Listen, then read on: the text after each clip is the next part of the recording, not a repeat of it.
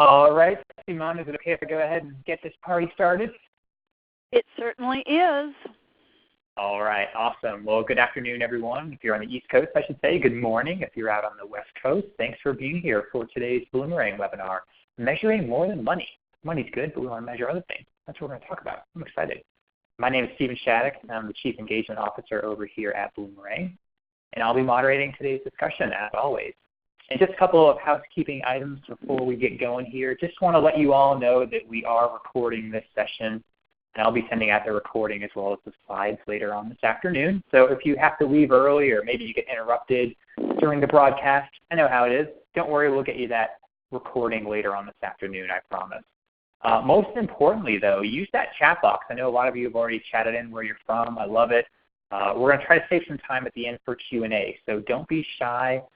Don't sit on those hands. We'd love to answer your questions live towards the end of our hour. You can also do that on Twitter. I'll keep an eye on the Twitter feed for those questions and comments. And one last thing, if you have any trouble listening to the audio through your computers, try the audio by phone. We find that the audio by phone is usually a lot better quality, kind of keeps up with the slides better.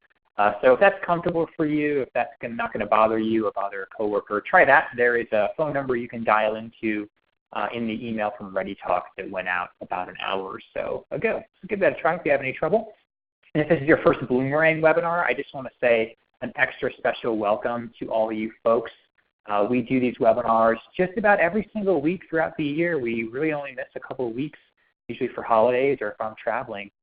We love it, but what we love even more is our donor management software. That's what we do. That's what Boomerang is. And if you're interested in that, check out our website. You can even look at a quick video demo and see the software in action. But don't do that right now. Wait at least an hour because you all are in for a real treat. We have a friend of the program, more than a friend of the program, a family member of the program, I would say. We've got Simone Joyaux joining us from beautiful Rhode Island. How's it going, Simone? You doing okay? I am. This is a day in the office, which means that I'm just in my, almost my pajamas, which I like.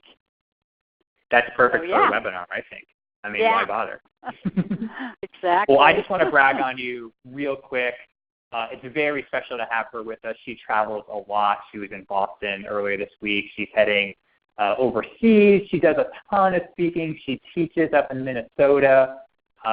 What can I say about Simone? I mean, she's the best. You got to get her book, especially Firing Lousy Board Members. One of my favorite books. It's right here on my bookshelf behind me. She is an ACFRE, which is a big deal. I think there's only 100 of you. Yep. Is that right, Simone? Mm-hmm. Maybe not. Something like big that, deal for sure.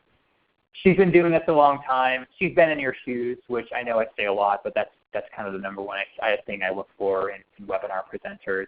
She's been not only a frontline fundraiser, but board chair, an ED, been doing this her whole career. She's the best, and she's going to tell us all about measurements and maybe what could be more important or in addition to measuring money. So, Simone, I'm going to move the slides for you, so you just tell me when.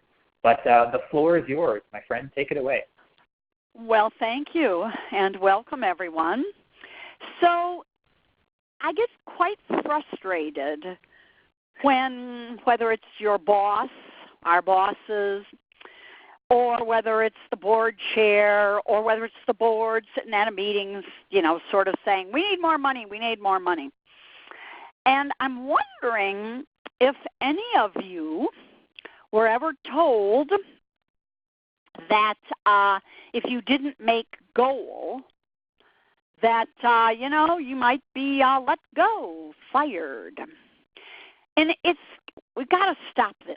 We have to think about there are many other things to measure besides money. And so many of those other measurements actually are the foundation of raising more money. So, next slide. When I think about what other measures, so I'm going to think about it, you're going to think about it, and you should feel free to send a little note, and Stephen will call it out. What do we really want to measure, and how are you going to convince your boss why this? So, of course, yes, you do have to measure some obvious things when it pertains to money. Yeah, you do need to look at the total dollars raised. But what else do you think you want to look at? And how will you justify it to convince your boss and your board? So think about this first when we're talking about trying to convince people. We're all reading articles, reading books, etc. You really have to be if you're going to be a professional. And we're looking at, well, what makes money in a philanthropic organization? Well, it's those donors, right? And what is the research telling you and me right now about what donors expect? So think about that a moment. What do donors expect? And I'm assuming and pretty darn sure that every single one of you on this webinar are donors somewhere. Maybe to your mosque, your synagogue, maybe to your alma mater, maybe to the YWCA where your children go, all these different places. And so what do you expect as a donor? Imagine just for a moment, what if you did a few focus groups with donors and said to them, what do you want from us? Now, there's a lot of research on this, but imagine if you asked a few donors periodically. I'll bet all of us on this call right now would say, well, I want to thank you. And I don't know, do you think that the gift receipt is a thank you? So what kind of measures would we have, for example, about thank yous? And imagine having that conversation with your staff colleagues even. What kind of thank you do you expect? So I'm thinking we might want to be talking with our boss about people need a prompt thank you. And then what's prompt? And so you're going to share that thought with your boss. We have a rule of thumb in fundraising that the thank you needs to go out within 48 hours of gift receipt. And so how are you going to convince your boss of that, which might mean that, we need to have, a little bit more staff or a part-time volunteer or someone who's just helping us get those thank yous out. So remember, our job as leaders, our job is to think about the right things to measure and then to justify it to whoever we have to justify it to. And just as an aside about that 48-hour thank you, okay? The reason why we say 48 hours, and all right, go for 72 if you have to, but not more. Just imagine, I'm sitting home this evening here in Rhode Island in Foster, out in the country, and I'm writing checks. Several of them, of course, are to people like the phone company or the oil company. I'm not actually donating to them. They kind of sent me an invoice and said, pay now. But I'm also sending some charitable gifts. So today is Wednesday. So I'm going to put them in the mail tomorrow, Thursday. That's going to fly to you, right? And so it might get to you on Friday, but it might get you on Saturday, and the office isn't open on Saturday, and then Sunday no mail comes. And so by the time you get it, it might be Monday. Now remember, I sent it on Thursday. You received it on Monday. If you waited 48 hours, if you did it within 48 hours, let's see, Monday, then that means you would send it on Wednesday. And by the time it gets to me, it's Friday or Saturday. So that's more than a week potentially. I'm not worrying about when you got it. I'm remembering when I sent it. So that's just an example of what are the sort of things we might consider measuring, the timeliness of our thank yous, the content of our thank yous as in it's kind of really a letter and it's kind of nice, and it's hand-signed by someone with maybe a personal PS if they know me. And you're justifying this. You're convincing your boss why this is the right stuff. So that's just one example. So let's go on to the next. Looking at the next slide, it's a lot of hard work. It really is. What needs to be in place for you to be able to measure anything? Think about that. What needs to be in place? Well, for sure, the organization has to be committed to measuring. And again, not just fundraising stuff, but if you're serving dogs, cats, people, trees, there needs to be a way to measure the outcome of your work. You know that any number of foundations want to know what was this measure, what was the result of this action, what about these two measures. We do know that in general, people, individual people like us, aren't all that interested in the statistics. If you look at any kind of donor-centered communications, if you're reading of Jeff Brooks or Tom Ahern or Mark Phillips or anybody, you know, it's not the stats, it's the emotions that matter. But even the emotions, there's some story that came out of you measuring. So we have to have people committed to measuring. And since we're all at this moment thinking from a fundraising perspective, it's going to be us. It's going to be the fundraising department, office, person. And even if you're a one-person shop, as in there's the executive director and that's it, then she has to also do the fundraising and she has to be committed to measuring. In the olden days, when I was first in a development office, our information management system was 3x5 cards. So anybody, I mean, do any of you even know what a 3x5 card looks like? I bet a bunch of people do. And then, you know, we typed stuff on or wrote stuff on to the 3x5 cards. They were in these big, huge drawers. I have this traumatic memory of when someone dropped one of the drawers. These were long drawers, so then we had to put them back in. Of course, we had to re-alphabetize, and the person who was doing the putting back in didn't seem to understand the alphabetizing, so then we had to redo that.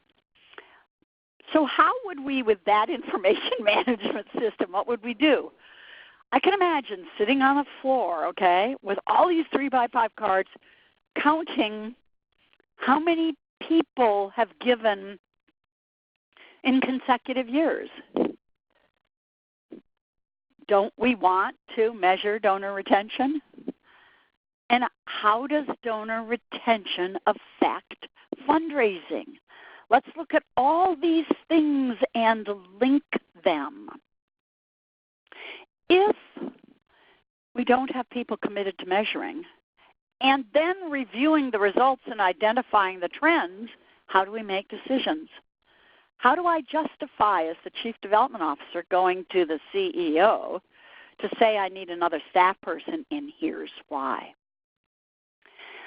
Sometimes I find that when we report information, so when we have decided to measure something and we put it together, you know, it's like the budget and the financial report monthly, that's measuring, right? But notice that I say here on the screen, committed to reviewing results, identifying trends and implications. When we have measures and we review the results, someone has to interpret the meaning of those results, has to identify the trends, and explain that to whomever we're sharing the measures and results with and what the implications are. So for example, one favorite measure I have is the percent of people who gave a first-time gift, okay, and then didn't give a second gift. So we have research that says 8 out of 10 first-time donors in the United States of America don't give a second gift. Now think about that for a moment. You acquired 100 new donors last month because of that dynamic, great direct mail letter you wrote. And then, 12 months from then, 8 out of 10 didn't renew, didn't give again. So you now have 20, right? Now we have 20. And the year-on-year average retention rate in the United States, according to the Fundraising Effectiveness Project that measures that every year, it's like now I think it's up to 48%. You know, like that's not even 50%. So of the 20 we have left, right, we keep like 8 or something like that. And it costs 10 times more money to acquire a new donor than it does to keep a current one.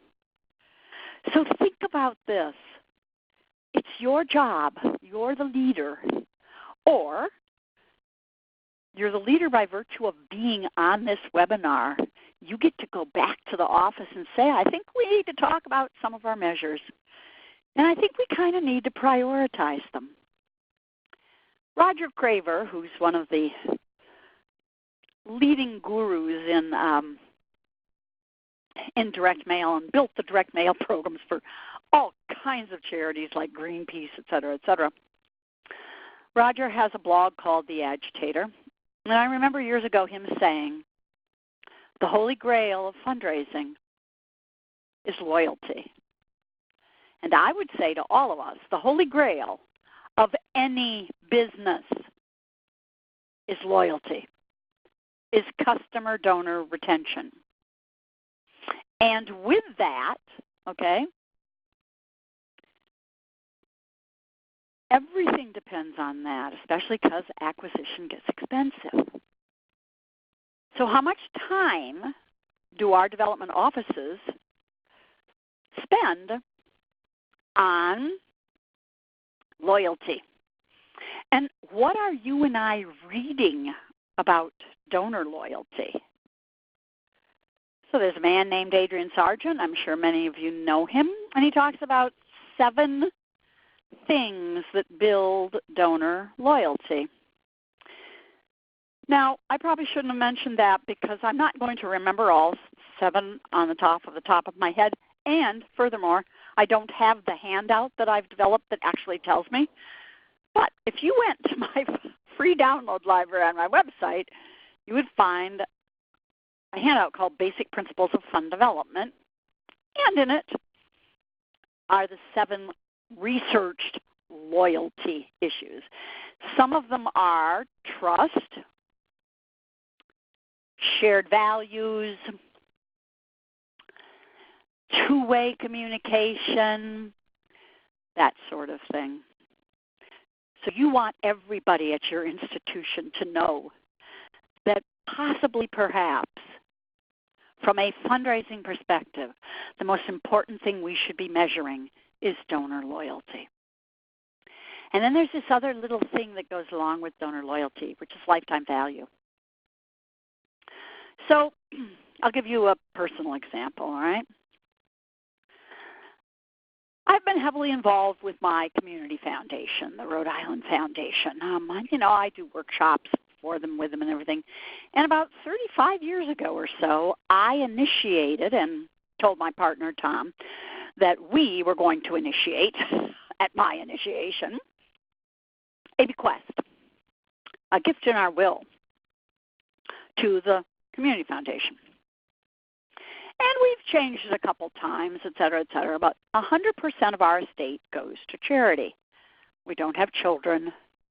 We've been very fortunate in our lives. So 100% goes to charity. 30% are some specific, gifts to an alma mater or that sort of thing. But 70% goes to our community foundation. Now, they don't want to lose that gift. Our current gifts to them, maybe it's $1,000 for a small project or something. But they need to nurture the relationship with us so they get the 70% of our estate. I talk with them about this. We're joking about it all the time. Our lifetime value will only come true when Tom and I die. So our lifetime value, whatever our estate, let's just pretend, okay? So the lifetime value of our estate, their 70%, it could be $750,000 maybe, or $500,000 or something like that. So our current value, right, is like, $500 here or there, not much. But by golly, it's the lifetime value. So think about that. Think about weighing all these things. I watched an organization at one point they came up with something like 10 different measures in fundraising only. And, then there's all the other measures about service, et cetera. And they were going 20 measures, right? So if you want to come up with 15 or 20 measures, that's okay. Just say, but we can't do all those 15 or 20 measures now. We're going to, as the slide mentions, we're going to come up with measures for multiple years, and as we develop our skills in the measures and our capacity, we might ditch some because, it wasn't a very good idea, I guess, or we will add more. And where are we getting our ideas for measures? It's because we read articles. People with Adrian Sargent's 7 loyalty factors, I want to figure out how to measure those. All right, so moving on to our next slide and thoughts. Here are the kinds of, as far as I'm concerned, all right, none of these in all their multicolors can be avoided as measures. And we also can't say, well, we'll get into that later. Really, the first most important measure, whether you're a nonprofit charitable organization or a restaurant, has to be relevance and quality. I always think of strategic planning as the process whereby we assure that we are relevant. You can go out of relevance. So how do we measure our relevance? Whether it's the number of people who use us, the number of people we serve, whether we every few years look at what's happening in the marketplace in our community and say, oh my gosh, there are now 3 organizations doing what we do. Should we get all 3 to merge? Is somebody better quality than we are, so we have to fix that? It's the whole, do we matter? I always like to think about the March of Dimes. So I remember that from years ago. And the March of Dimes, anybody remember what their purpose was, what their relevance was? It was to eliminate polio.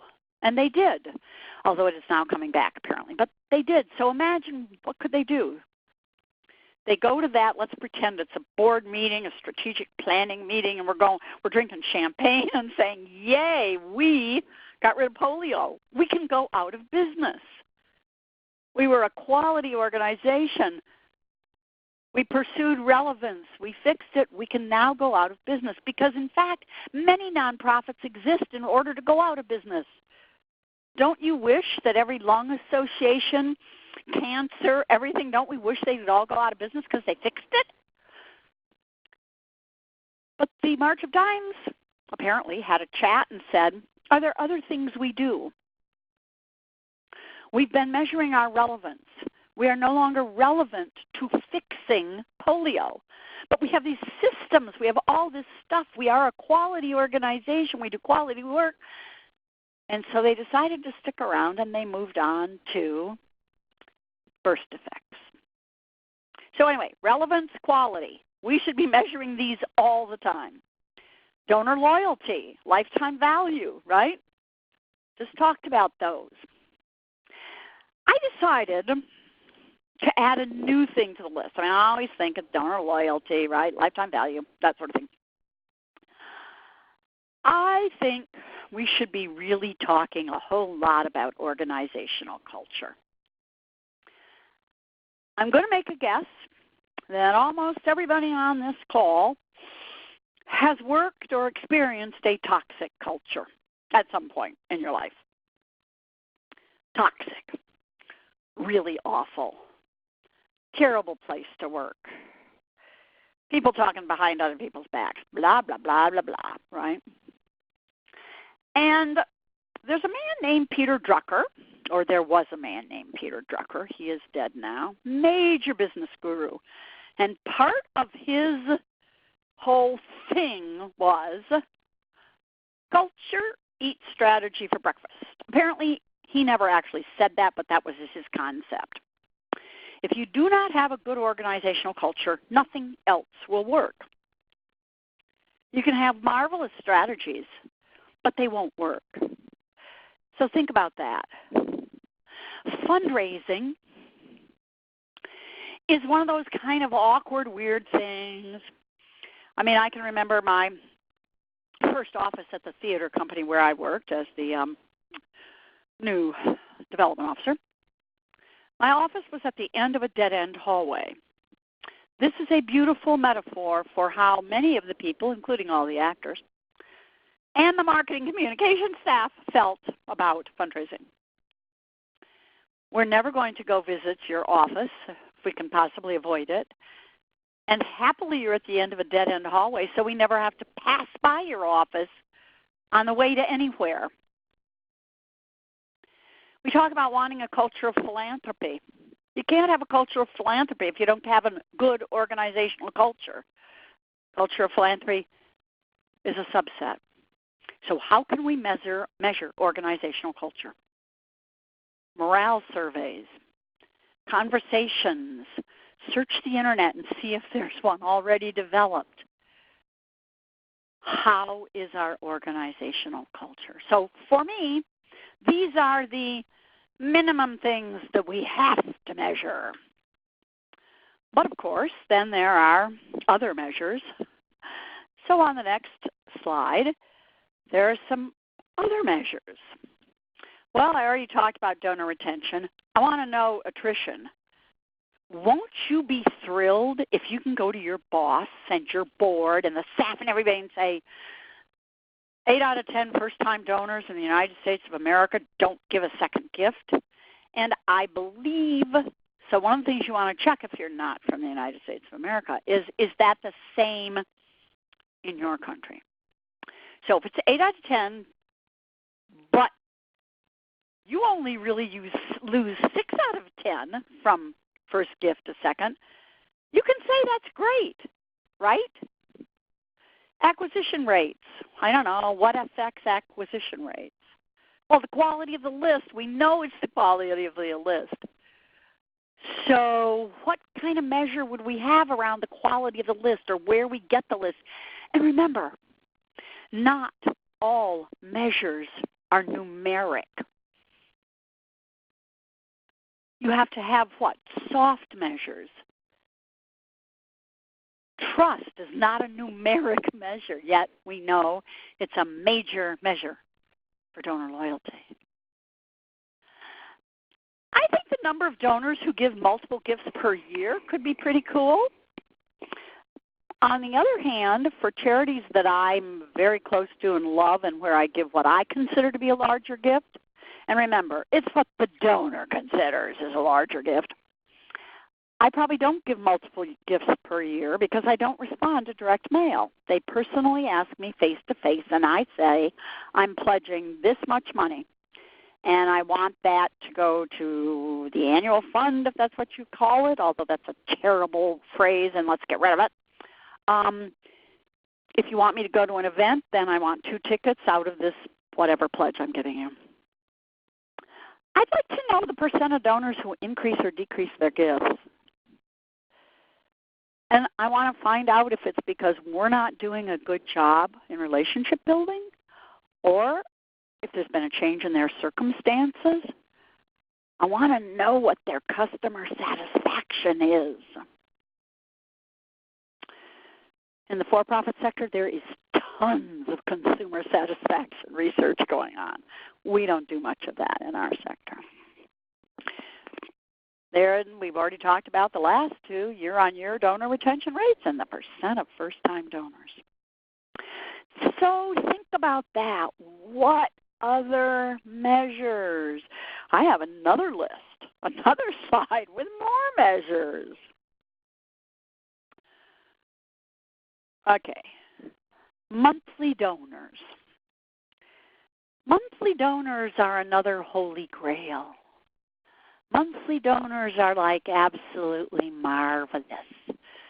So if you don't yet have a monthly donor program, then read people like Harvey McKinnon in BC, Canada. Read people like Erica Wastrup in the U.S. Read all of the people who are developing monthly donor programs.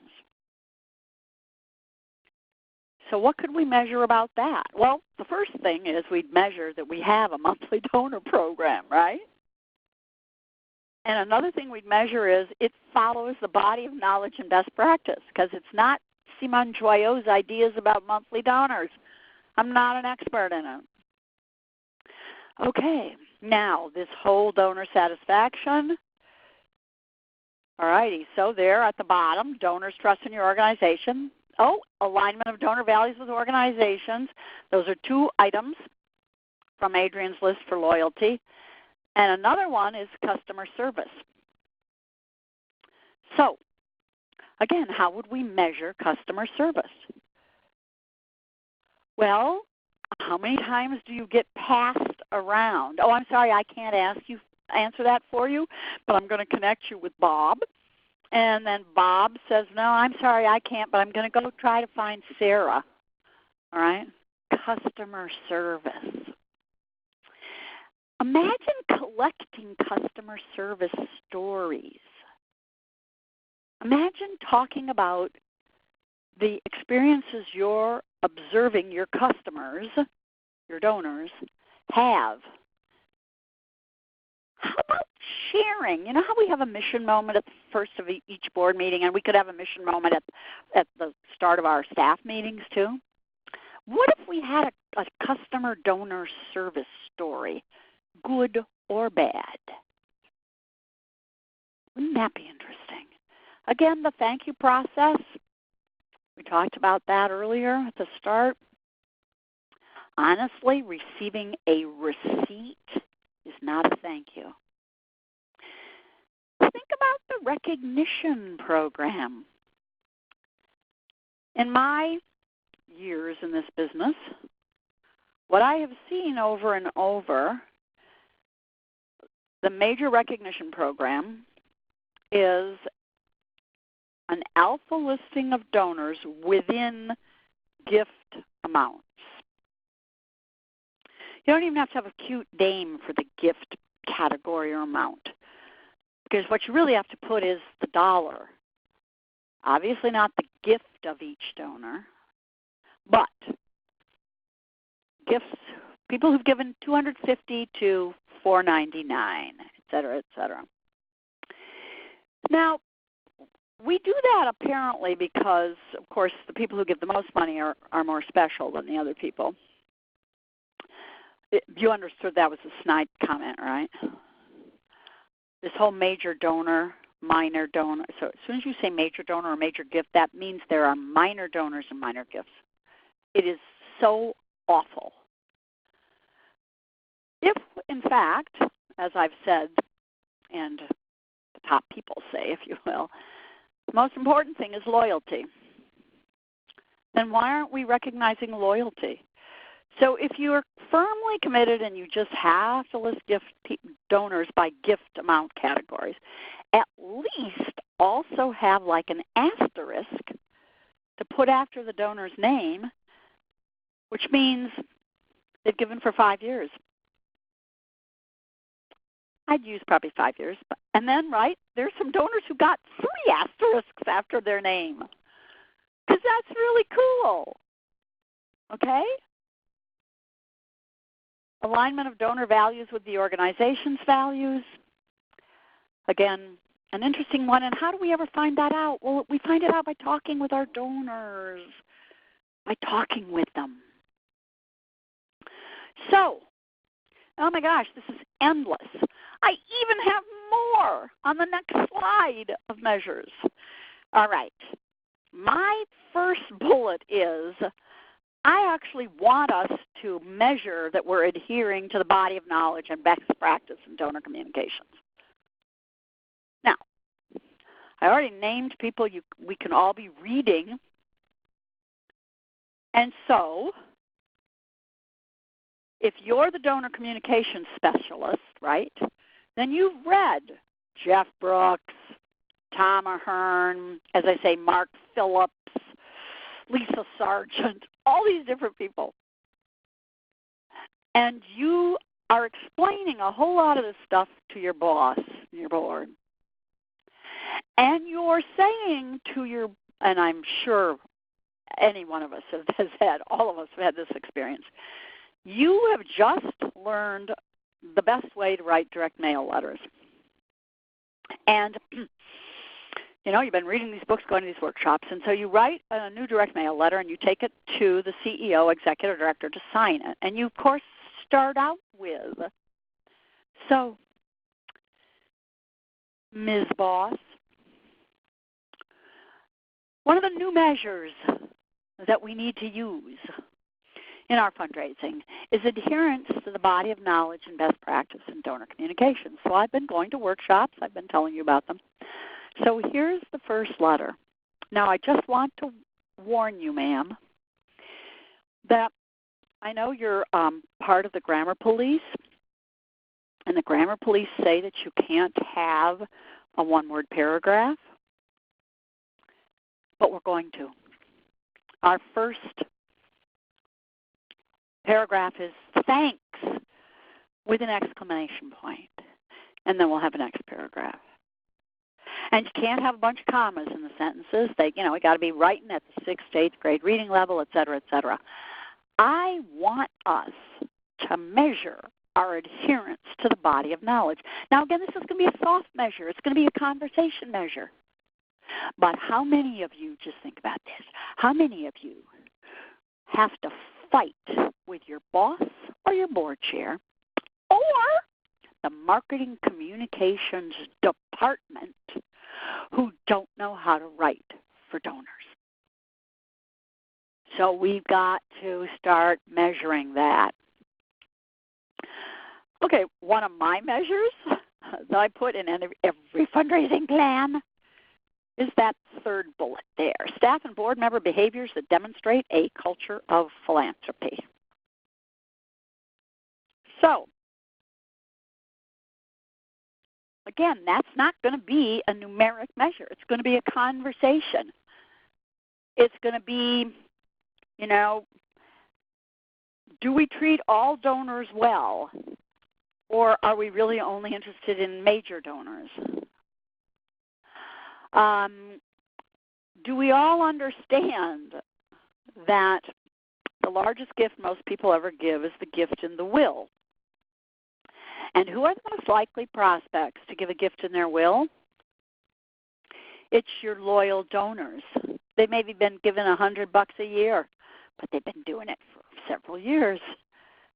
They're the prospect, not Bill and Melinda. So, are we recognizing, are we adhering to the body of knowledge, and are we as staff and board members thinking about the value of every human being and thinking about that donor who's been giving us $25 a year for a decade or for 20 years. Do we thank everyone? Do we do all these things? Okay, so another measure, board member participation in fundraising.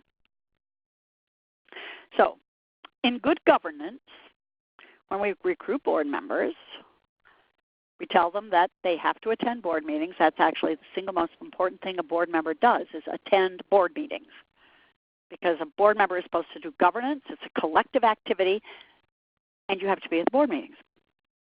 We also want board members to, give a gift every year to the best of their personal ability.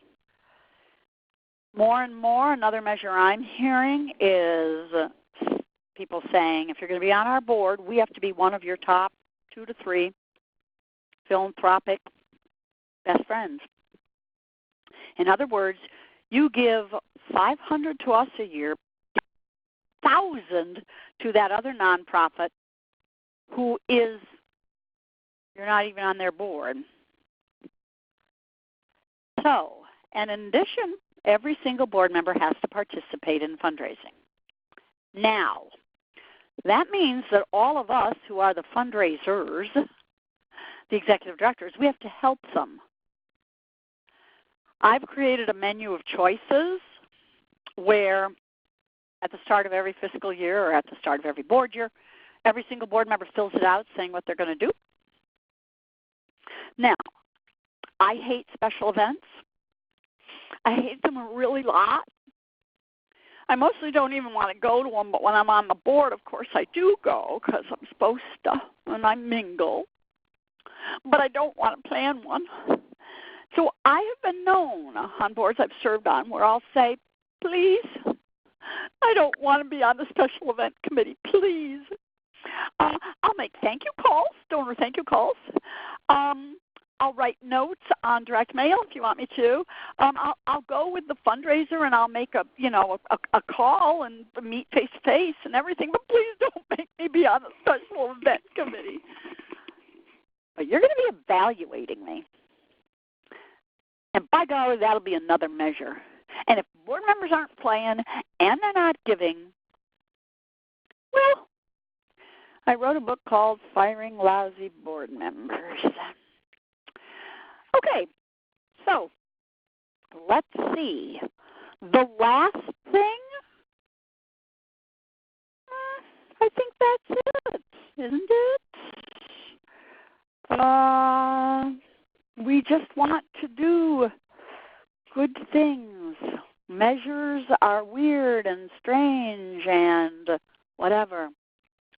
So let's end with this statement from Seth Godin. If you don't subscribe to Seth Godin's daily blog, you just have to. It's fantastic. So there he says, in a metric-minded organization, it's very tempting to focus on things that are easy to measure instead of those things that are important to measure. So get control of this, because the last thing that you deserve, the last thing that ever should be done to any decent fundraiser is, you didn't hit the goal we invented for you this year, and so you're going to be fired. They just can't do that. Those board members, those people. It's a bad idea. So those are my thoughts today, if you will, about measuring more than money. And there is actually, in my free download library, a 2-page list of all of this. So many more things than I shared with you today. So questions, comments, thoughts? Yes, that was awesome, Simone. We got some time for questions, so if you haven't asked a question in the chat already, please do. Probably got maybe 10 or 12 minutes, if that's cool with you, Simone. Absolutely. But first, thank you. Thank you. Great presentation. Lots of people are chatting in. Great presentation. Loved it. Good. Best I've ever heard. Oh, wow, I'm glad. that's nice. Thank you. So here's a question. I know you mentioned some names throughout the hour, Simone, but would you mind listing again, maybe, or in addition to some of the things you mentioned, just some of the people you follow, some of the experts? You know, you mentioned Jeff Brooks. Who are your favorites? Who are you reading, subscribing to? What do you think? Mm-hmm. So, from a donor communications point of view, Jeff Brooks is wonderful. He's got several books. He also has a great blog called futurefundraisingnow.com. And in one of his blogs more recently, you know, he says, here are all the things you should never say in a direct mail letter, something like that, okay? So Jeff is great. Mark Phillips runs a company called Blue Frog in the UK. Really good stuff. Really good stuff. And he does have a blog that you can check out. Tom Ahern is one of the great donor-centered communications people. He is also, I feel I have to disclose this. For those of you on the phone who don't know, he's also my life partner. But that doesn't, I didn't have anything to do with making him good at, you know, donor-centered communications. He's really good at that. And he has a monthly newsletter. Let's see, another really cool place to go to look about donor communications, okay, is Sophie. This is www.sofii.com. Showcase of fundraising, innovation, and inspiration. sofii.com. It's a compiler site by a guy named Ken Burnett. Ken Burnett is the man who wrote Relationship Fundraising, which if you haven't read it, you have to read it because it is the first book that moved us from marketing as a transaction to marketing as a relationship activity. And so there are learning programs there, like from Jerry Hunsinger, who's a great donor communications person, and then they have compiled like old direct mail letters, like, you know, one of the best direct mail letters ever written, and it was written in 1938 or something like that. So that's all the donor communications kinds of stuff. I also, as I said, I subscribe to Seth Godin. Seth is a serial entrepreneur, a marketing communications person, not in fundraising, just in general life. And some of his books are fantastic, things like Permission Marketing. He's got a new marketing book out. So those are some of the things that I would be reading. I'm careful about, you know, we can get so into all of the reading stuff, then we're not, you know, we have no other life. So you have to be careful. But those are just some of the things that I read regularly. Adrian Sargent, foremost academic researcher in the world in fundraising. And Jen Shang, S-H-A-N-G, is his partner and associate. And she's the world's first philanthropic psychologist, and still only. So they have research. If you just look up Sargent, S-A-R-G-E-A-N-T, it'll take you to their website where all the research is. So how to make great fundraising, a whole piece on research on great fundraising events, which proves my whole point about how awful golf tournaments are, unless you're a golf organization. Anyway, so those are some. I love it. Great list. Here's a great question, Simone. I think you're going to love it. I'm going to leave the asker's name off just in case for confidentiality. But this person is ED. She says she's a control freak, and if it isn't his idea, then it's trivial. How can we convince him? How do you convince that boss, Simone, that just doesn't get it, isn't listening to this advice? I'm sure you've had an experience there. Yeah. Oh, yeah. So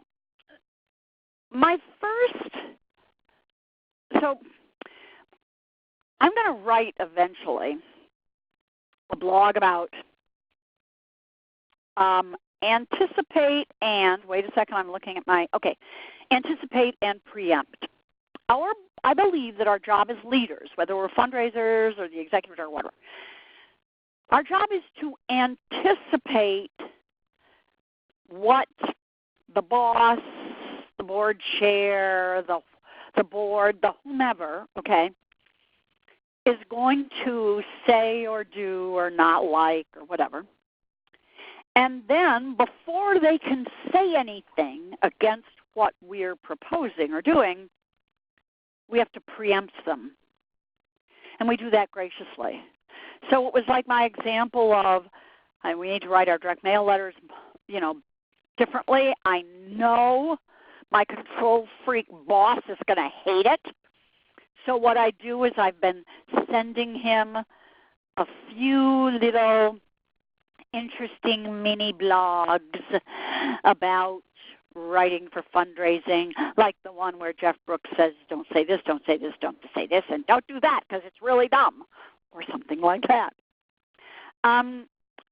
Try to raise these things sometimes informally, like I used to go to lunch with my boss, and so over little dessert treats, I would start drippingly nagging him to do something, and eventually he would. So it really is preempting, anticipating, and then preempt. And, if you have to do it with a candy bar or a glass of wine to make it go down easier, try that. Report at every staff meeting, at every whatever. Oh, my gosh, there's this new research that is, going to double gifts, but only if we do it exactly like this, right? So, for example, Adrian Sargent and Tom Ahern are doing a joint day-long session in September in Baltimore, Kansas City, and Seattle, or something like that, where they're talking about how you can double your money by helping from the same donors, by following the psychology research around identity and then writing it correctly. So all you can do is keep anticipating these problems and then explaining things to them. And then if they choose not to allow you to do things, then I recommend you find another job if you can, afford to leave there or whatever, because you're being treated poorly. If you're working in a place where they're not going to learn how to do things better, they would never behave that way, we would hope, around their mission, but they do it around fundraising, and there's this whole business of power dynamics. So, again, anticipate. They're going to come up with this crap. Preempt before they could ever even say it was my example of, I know you're part of the grammar police, but. And then look for another job. Yep. Sometimes that's all you can do, right? Exactly. Well, we've probably got time for one more question, but there's a lot of unanswered stuff in here. Simone, would you be willing to maybe take questions by email or Twitter? I know you're on Twitter pretty absolutely. actively. Is that cool with you? Yeah, okay. Absolutely. Tell them to, to tweet me or an email, and my email's right there. Cool. Yeah, check out our website. You can get a hold of her. Maybe a good question to end on from my buddy Lynn here. Any advice, maybe first steps for brand new nonprofits, Simone? We've got a lot of new nonprofits listening, lots of small shops that are part of the Bloomerang crowd. Where should people start if they don't have any of this in place? What do you think? Right. Okay, so the thing is, first you have to make a commitment. And it really needs to be an organization-wide commitment, a leadership commitment, which is we want to build as good an organization as we want to build great mission. We want to be lifelong learners. And so we have to be committed to professional development. And that means then that there needs to be money allocated for professional development, no matter how small you are. So it's to take a blog, to go, to go to a blog that's, go to a webinar that's, $50. Go to a conference. Do these sorts of things. Don't spend lots and lots of money on conferences until you know the people you should be going to listen to. Because if they're not at those conferences, then, read certain books. So if you're starting out in fundraising, the first book I would read would be Sargent and Shang's Basic Principles of Fundraising. No, Fundraising Principles and Practice. The first, and it's big and thick, okay? And it's not like a novel where you have to read it from start to finish in order. Just skip around, okay? You have to commit to lifelong learning, and you really have to read the stuff, which means you have to do a lot of this on your own time. Look for workshops in your community. Look at your community foundation if you have one, because there are any number of community foundations that give grants for capacity building, as in building your organization's capacity to do fundraising, to do planning, that sort of thing. A lot of community foundations offer trainings, which are nominal price or free. So that's what you have to do. I love it. Well, they're on the right track by listening to this webinar, right? Yep. Good place to start. Well, this was awesome, Simone. We're about out of time, but thank you so much for doing this. I know you're super busy. You're getting ready to travel.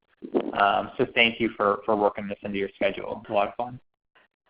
Well, you're most welcome. This is my life's work. It's why I exist, as far as I'm concerned, and which is why I give so much free stuff in my free download library.